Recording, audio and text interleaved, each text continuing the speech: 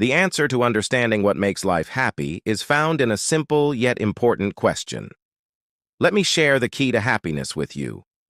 Once upon a time, in a quiet village, there lived an old teacher named Mr. Harris who was known for his wisdom. One day, a young man named Jake came to Mr. Harris with a heavy heart. "Mr. Harris," Jake said, "I see people around me. Some seem happy while others are always stressed and unhappy. How can I tell who is really living a happy life?" Mr. Harris smiled and invited Jake to sit with him. "It's a simple question, Jake, but the answer is deep. Those who live a happy life are those who make the most of each moment." Jake looked puzzled. "But how do I measure that? How do I know who is making the most of their life?" Mr. Harris pointed to a man and his child spending time together. "Look at him," Mr. Harris said.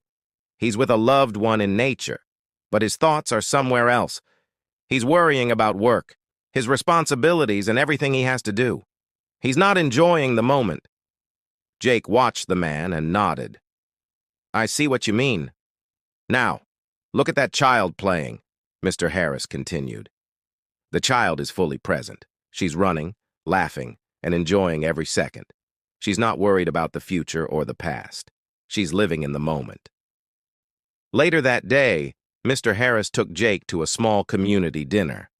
They watched as a man prepared a meal with great care, enjoying the process of cooking, while his friend sat at the table, distracted by his phone and thoughts about his job.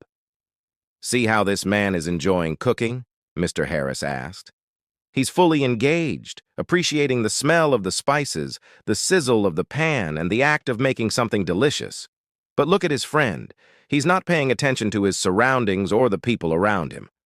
His mind is elsewhere." Jake thought about this. "Why do people live like that, Mr. Harris? Why don't they enjoy the present?" Mr. Harris sighed.